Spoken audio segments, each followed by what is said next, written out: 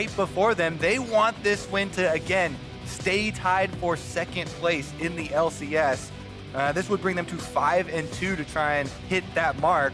Currently, both of these teams are best early game teams in the LCS as well, so I'm expecting a draft here to look for lane dominance and to look for more of that early game. Cloud9, of course, has the highest goal difference in all these stats for early game, but TSM is right behind them. Bans are completed for the first phase. It is Syndra, Xayah, and Ornn banned out by Cloud9, so that premier top lane tank we aren't going to see. Rumble, Aphelios, and Soraka banned out by TSM. Okay! With Sett locked in first for C9, TSM have said we're picking Akali.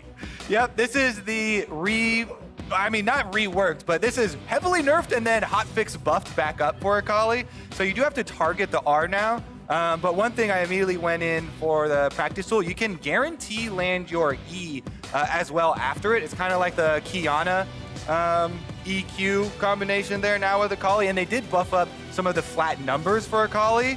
By the way, Broken Blade has played a different champion every single game in the LCS. The most diverse top laner that we have, and this is a very high probability that he could take the Akali as well. It definitely could be Bjergsen, but into Sett, Akali definitely is a possibility because she has a lot of mobility to deal with it. Yeah, we have seen this champion banned every single game up until the nerf back got her here in this patch, so this will be our first look at it. Broken Blade, definitely the type of player that you want to see having a game on one of these big pop-off carry-type champions. That being said, the boss is not to be underestimated. We have seen Sett have some good games here in the LCS so far. That could also go into the jungle, remember, it's possible, but we'll see how Cloud9 wants to shape this one up. It is what we're assuming to be top laners and bottom lanes already locked in, so the bans are going to focus on what appears to be mid lane and jungle now, with Lee and Yasuo banned away. And funnily enough, two of the best Sett games that we've had in the LCS have been played by TSM from Broken Blade and from Dardoch. Let's take a look here, though. Bottom side of the map drafted pretty safely here for Cloud9, with Zven on the Varus. Still has very strong early lane plays, and Tahm Kench can save him just like he can other attack damage carries that do not have dashes of their own. Varus is, again, one of those more unique carries that does bring crowd control from the bottom lane as well. TSM answering that, though, with the Nautilus for their hard engage. Let's take a look here. More junglers being banned out from TSM, trying to focus down on Cloud9 and lower the pool. I definitely expect a round 4 pick of a jungler for TSM, trying to hold their flex pick for their other solo lane further. And C9, what solo lane are they going to ban out here? They do take away the Pantheon as well on top of it.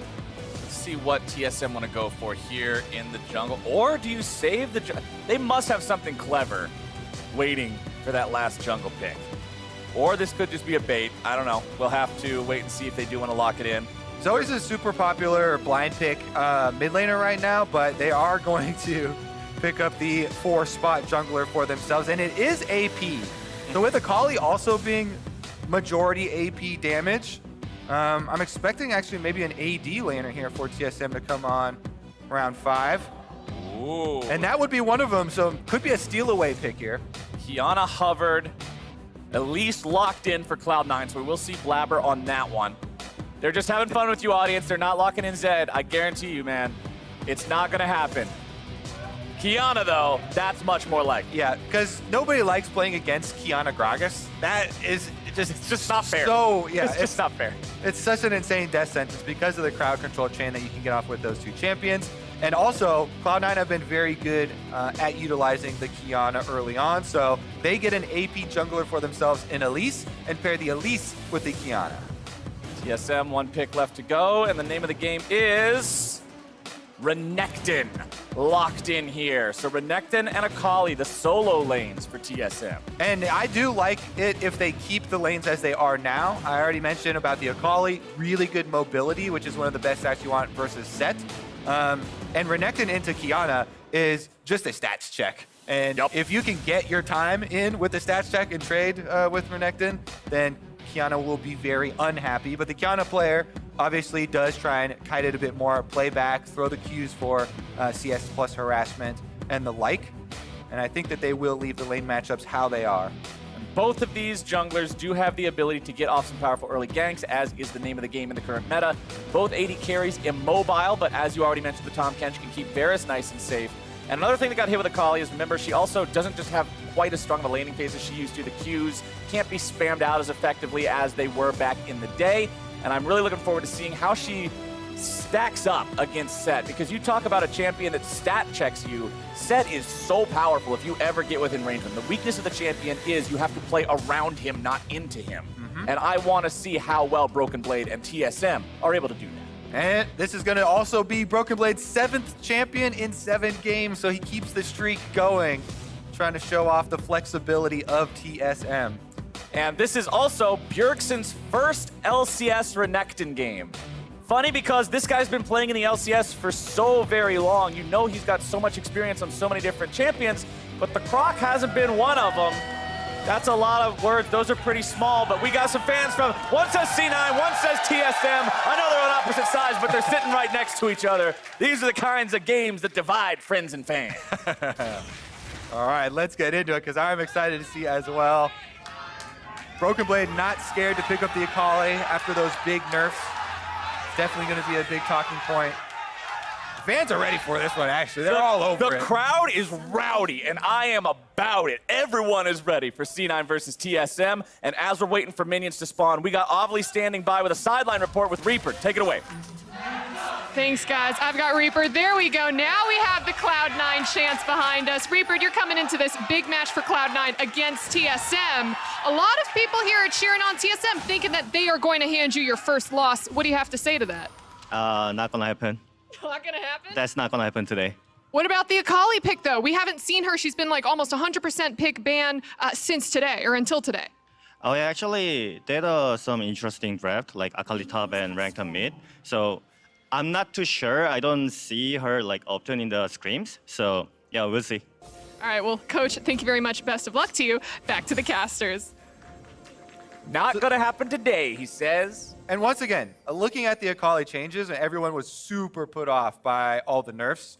And I think that they didn't quite pay attention to much of the follow-up buffs, which are just flat damage, but it did open up this one combo where you can R1 as a target ability with the increased range, and immediately Shuriken and Flip afterwards to guarantee that hit. So the flat damage bonuses to those two abilities definitely can still be used as a sort of different, little bit different point of power for the champion. But again, yeah, Akali a lot less safe basically, because you can't use the R as just an escape. It has to be targeted ability here. Blaber did head on over for the invade after Red as well. If we keep track of the jungle pass here, he's trying to split the map a little bit. Red straight to enemy blue, and you can see a ward had been placed down by C9. So they can see that Dardoch is taking these Krugs as well. Dardoch is not mirroring the path shown here by Blaber. C9 is aware of that, but C9 also has to deal with the fact that Broken Blade is stuck underneath his turret. Licorice does have priority here on the top side. Yeah, Sett is very good at getting early priority, because especially even just level 1, Sett having the passive, which basically gives you double autos. He can run at people, get really good trades, and Licorice using that effectively to rush to the level 2, then shove the wave in to kind of cut off those counter options for the jungle you're talking about. Now mid lane, lockdown. Oh. Bjergsen running away from Nisqy, who's looking to put the lockdown onto him. Bjergsen has the flash available. Blaber's coming up here to try to assist with this one. Nisqy continuing to chase. Did not have access to further CC to lock him down, as the river was all the way back behind him, but he still gets a flash out of TSM's mid lane. And this has been the Cloud9 motto for this season. Ooh, another good trade here for Licorice. Pulls in Broken Blade for the Haymaker. But it has been aggression early for this team. That's what earned them this 2.2K average gold lead at 15 minutes throughout the league. And they've used that to run over everyone. So Nisqy chasing Bjergsen out of lane and getting both summoners. Blaber also finding Dardoch here. Blaber's saying, I don't care about the crab, I'm here to farm you. Going after Dardoch, goes into the rappel to try to keep himself alive, drops down away from the barrel, but now he could potentially be in trouble. Bjergsen's gonna be taken very low. Dardoch now is going to end up providing the kill for his mid laner, and TSM have won themselves a fight. Nisqy still has no flash. He's taken down, and TSM get 2 2 for Bjergsen. Blaber may be a little bit too accustomed to winning those early skirmishes. Calls over Nisqy for the long chase in what starts out as a 2v1. And we talked about Renekton wants straight up stats checks where he just gets to fight you early on. So TSM very happy to actually take it. Dardoch runs off the scuttle. Critically, he heals off of smiting and getting the scuttle. So Blaber, after the repel, it actually took a bit longer. Nisqy then forced a flash to follow up, and he can't actually finish it. Blaber using his own flash to try and go for it. And once he's down, there's a half rage Renekton chasing down Nisqy, so he's left looking at Blaber saying, what did you just cause me? Bit of a trouble there for Cloud9. I'm actually really excited to see what does happen now, because this is such a different story from all of the early games that we have had for Cloud9. And it looked like it was going to be more of the same when they chased off Bjergsen and got his flash, but with the failure of that 2v2 skirmish being a bit too over-aggressive by Blaber in the damage exchanged early and using his cooldowns a lot very early there with the repel and putting him into a bad spot for Nisqy. Now it completely shifts, and we'll see what TSM can actually do with it. Good sign for TSM if you're the first team that can put Cloud9 in a position that makes us, as spectators, as fans, ask, what do they even look like from this position? So I wholeheartedly agree with you there. Bjergsen still with double buffs here on the Renekton means that stat check cannot be passed, at least until those dissipate. Licorice continuing just a brawl with Broken Blade up here. Remember, now the smoke also does not permanently give Akali the movement speed buff as long as she stays in it. You only get that buff for the first 2 seconds after casting the ability. So you don't quite have as much dodge potential when you're running around inside of it. Does make it easy for Licorice to hit abilities like the Haymaker. And we're going to see Blaber starting up this first Drake very early on, pre-6 minutes in this game. It looks like he should be able to get it. Broken Blade going in here, top side. He's got the ulti, and he forces the flash away from Licorice, taking good advantage of that level 6 versus level 5 power difference. And again, the hotfix buffs here made Akali more offensive, right? Because of the way that they changed the ultimate. Targeted rather than ground targeted and getting the extra range. So he respects the extra damage output there. Classic traded in the process. You can see, as far as the experience goes, Nisqy feeling the hit a little bit from the early 2v2, and Licorice a bit on the back foot because Broken Blade did push it in, but not the biggest difference there. The big outstanding one is going to be keep your eye on Blaber, who is at the bottom now with Elise. Nisqy's happy to just stay back, maybe give up a little bit of farm, keep himself safe from this Renekton until he gets that ulti ready to go. And remember, Qiyana is so effective at roaming around the map, setting plays up with the rest of her team. We'll see if Bjergsen can shut that down or if Nisqy will be able to group up with the rest of Cloud9 and work together to get things running after this less than optimal early game. TSM still sitting on a 1,000 gold lead. Cloud9 with that first dragon in their pocket.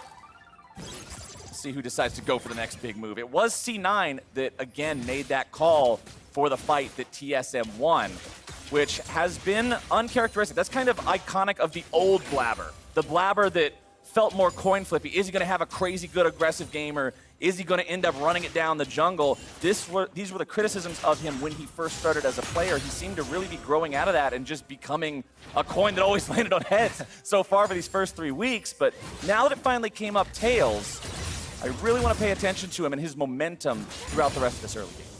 And I still take that coin. I like that coin. All right, you're still a fan. If that is getting that many successful early skirmishes, and this is the price that you have to pay, a little bit of a miscalculation in the early game. Still definitely possibilities for them to work with. Double buff picks up here for Dardoch, though, and he's ready with the ultimate as well. No level 6 for Nautilus, though. So until Biofrost actually has the setup, it's going to be very difficult. That's a Tahm Kench next to your Varus, so keeping Zven very safe. You know, they must protect that KDA, Captain Flowers. Yup. Even though he did die one time last week. No Still more available. Now we're going in. Now it's Dardoch into the bottom side. Flash away coming out from Vulcan, but the explosive cast goes out.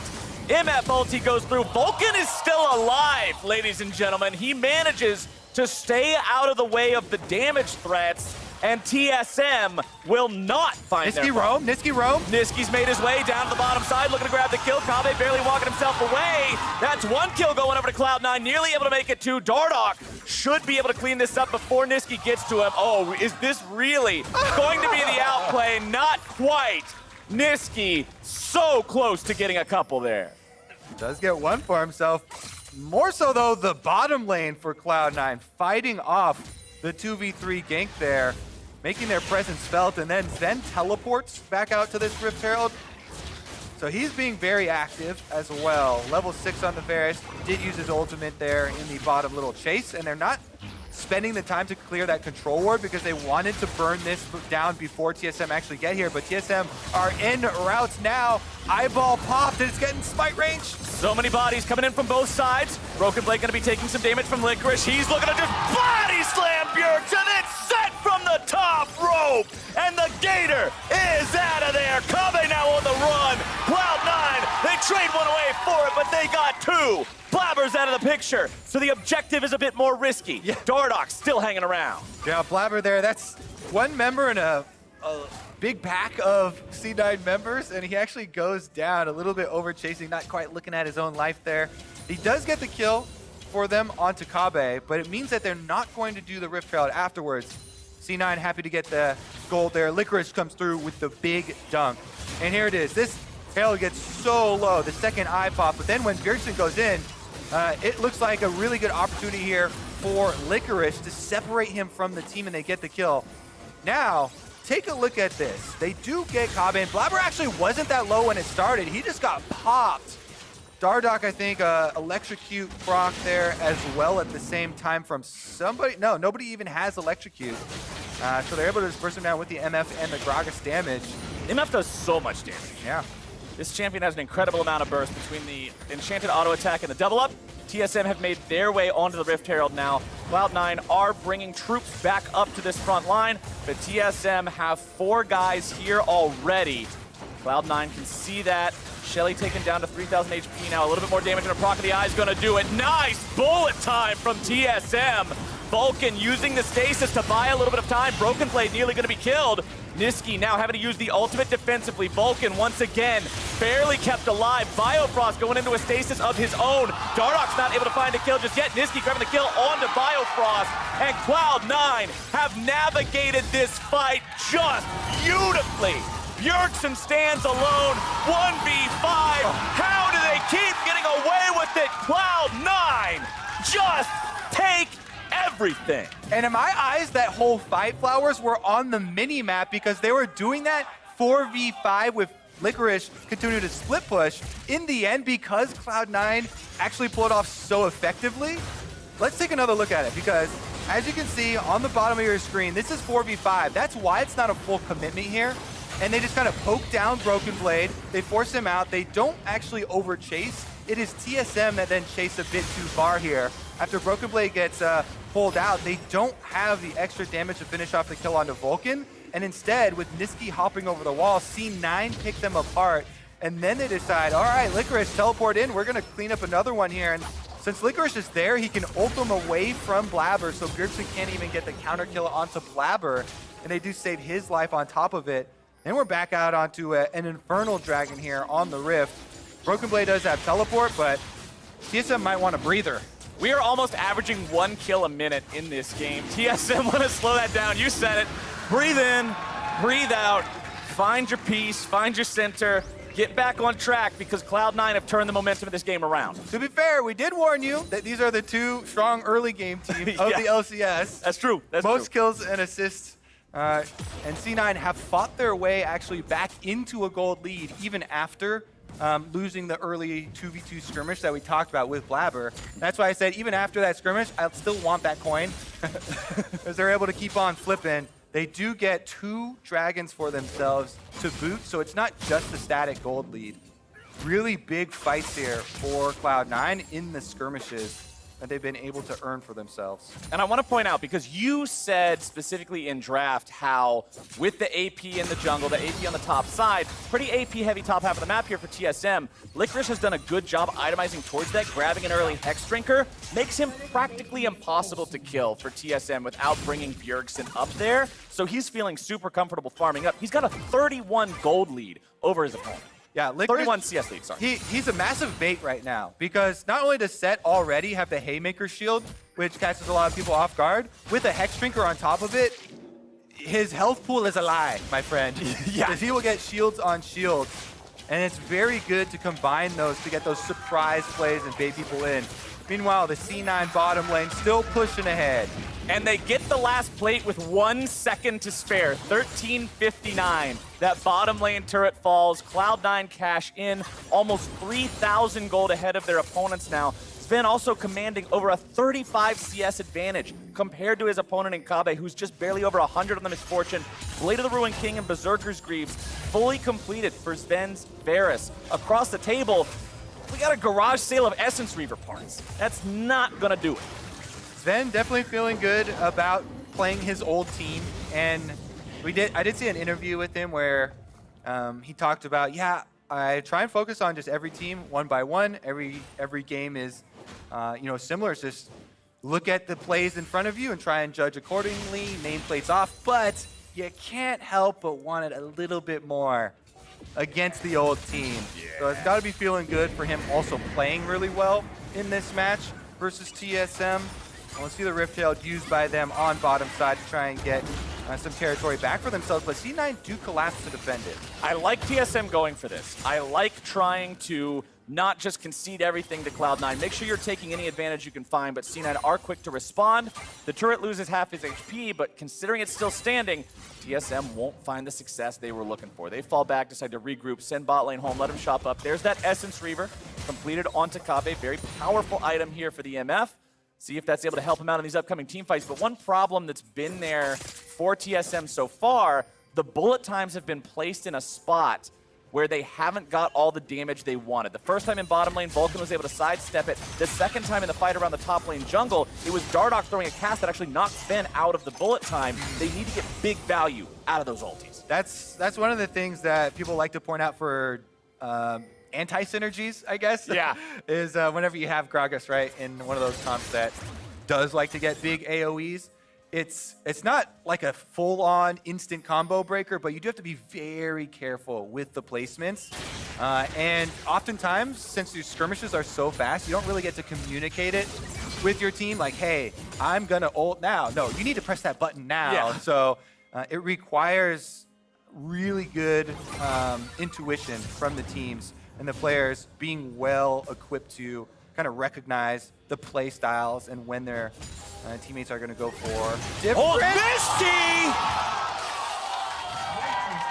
I really don't like playing against Qiyana as a jungler, by the way. Little known fact. Anyways, really good job there by Nisqy because Dardoch going over obviously is an easy target for him, even though he has stopwatch. Qiyana, probably most well known for 100% to zeroing junglers. And I need to go back and check, but did he get level 11 right before that kill? Not after it, because rank 2 ultimate is going to ensure that you definitely get that burst before the stopwatch goes off.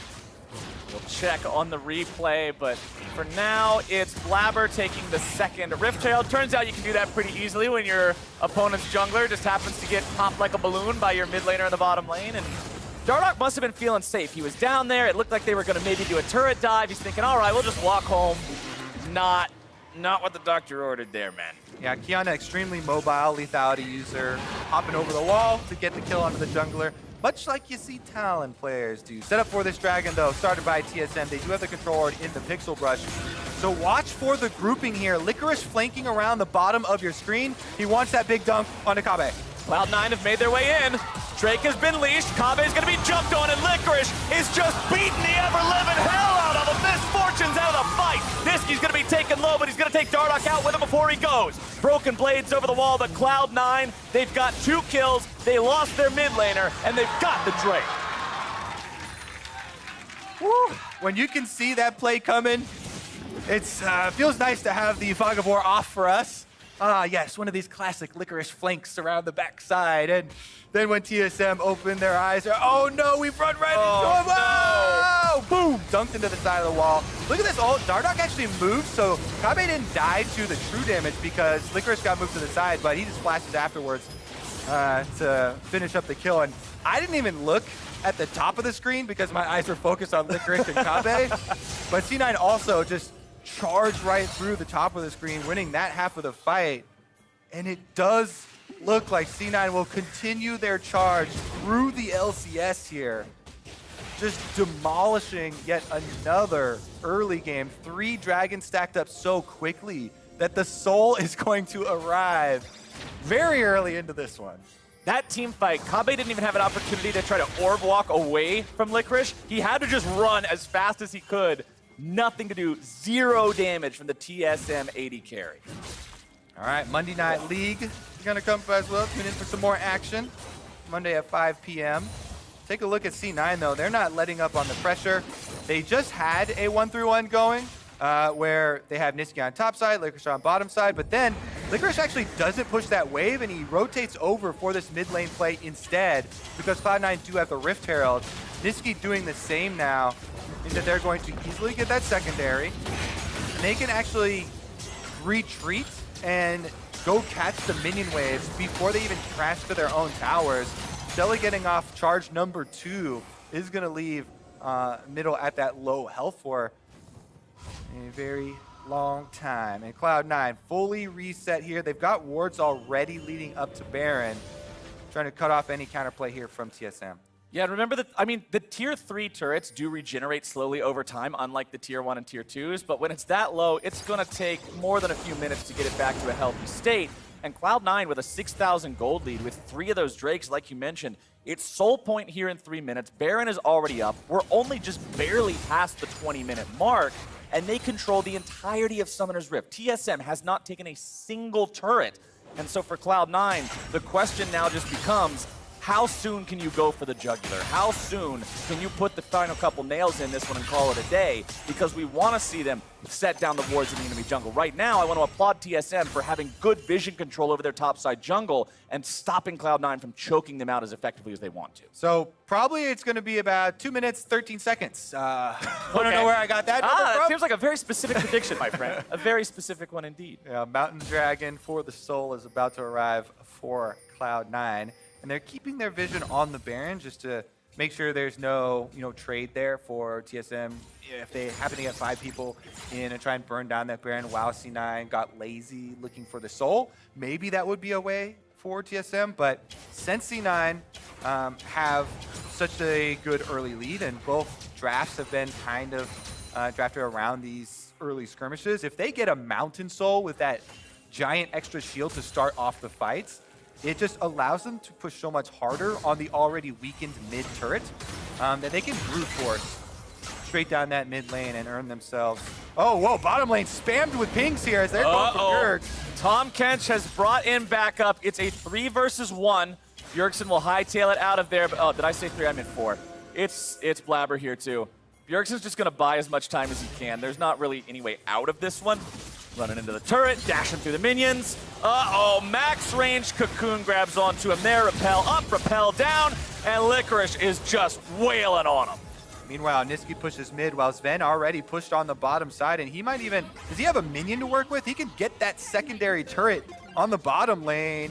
And, yep, he did have a minion. It just died at the end there, and he finishes off the turret while they chase down Bjergsen. No opportunity for a counterplay for TSM. As soon as you started talking, oh, there's 4 people chasing after Bjergsen, Cloud9 pull off the excess players to try and defend against possible counterplay, so they don't send everybody to the bottom side, opening up counter Baron. They don't overuse their resources and just pick up a bunch more extra gold, setting up for that Mountain Soul to arrive. Mountain Soul in 15 seconds. Broken Blade was top. Licorice has gone up there to clear out the wave with still not sacrificing a single turret. It is turning into quite a precarious situation here for TSM. Licorice will still keep pushing top. He's got TP ready to make it down to this fight. 1 second, the Drake is alive. Blaber's sitting there in the brush. Ward placed down though means nobody from TSM has to face check it. Dardoch goes over the wall with a blast cone, and C9 have already begun the Drake. This is a moment where Dardoch could end up being the hero if he's able to make a steal, but Nisqy's made his way into the fight. A lot of damage coming down onto Biofrost, going to be kept alive now by the Gargoyles. Don't play Blaber going into the stasis, nearly going to be taken down. Bjergsen now very low, Nisqy grabbing the kill. Cloud9 seeing if anybody from TSM is dare brave enough to walk any closer. No, sir, they are not, and that is Mount Soul Cloud9. Cloud9 just put so much pressure on you while they're playing. They burn on this dragon. They force the teleport out, and then as TSM start to funnel in, just take a look at the positioning in that team fight as they actually get a really good funnel. And Nisqy on the bottom side does separate the team. He chunks out Biofrost, forcing the flash, but even though the wraparound ultimate stuns him back up, he doesn't overchase. They turn on the section off member of TSM to get the kill. Licorice looking for Dardoch. They'll just slam him down into the wall. He's got Nisqy right next to him. No chance for a steal. They make sure of it. And Baron is secured by Cloud9. I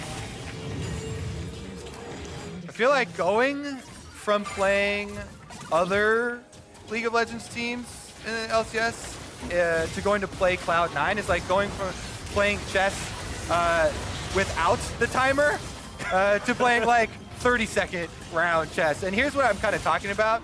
They just then turn on Bjergsen, who's sectioned off from the rest of the team. Blaber kind of baited it there. He had the reliance of knowing that he has his stopwatch activation plus repel. Whenever you have Zhonya's acquired on Elise, it feels so good because you're not tanky, but you can buy a bunch of time in stasis.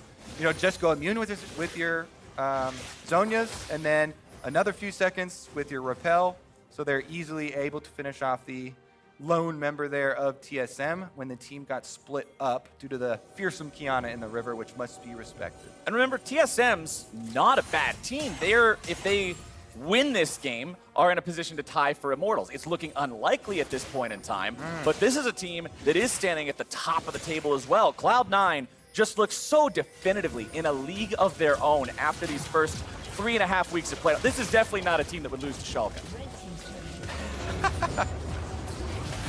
Let's see what happens against TSM, though, who are now stuck in their own base, trying to defend against the Cloud9 onslaught as they command greater than a 10,000 gold lead. Zven's gonna find himself hooked, and it's Biofrost starting off the fight. Vulcan doing a good job protecting that AD carry. Licorice hanging out off to the side, making sure Broken Blade's not able to flank, and Biofrost is already down. Bullet time will not do a damn thing as Cloud9 pushes into the TSM base. The first inhibitor turret is broken. Licorice will enchant the mid lane minion wave, bring that one right up there. It's like a delivery service. The limo driver just picked him up, dropped him off. Thank you, sir. Here's your tip. Let's take that inhibitor now. Mid lane inhibitor down to half HP. Broken Blade coming in. A TP going to be used.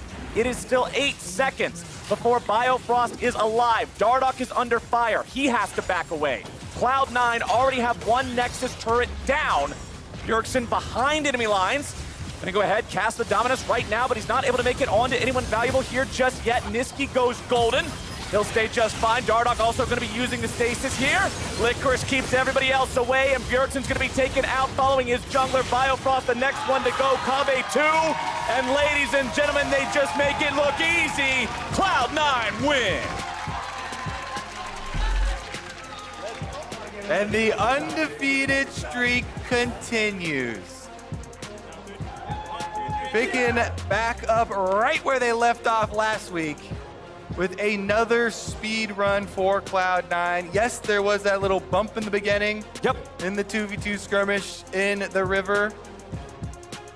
But that really didn't turn out to mean a whole lot, did it? Yeah, I mean, as soon as that happened, you said that you were looking forward to seeing what happens now, because that's a situation we never saw Cloud9 in yet. They had so many early advantages in every other game that they've been playing so far this split, that's when you might have been sweating a little bit as a Cloud9 fan. Oh, is this where we expose the weakness in our game plan, where our Achilles heel was all along if our early plays don't work?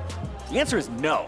Yes, Blaber goofed up, he picked a fight he shouldn't have picked, and they got rocked. TSM, they get the 2 free kills, they're off to a good start, but then all the subsequent fights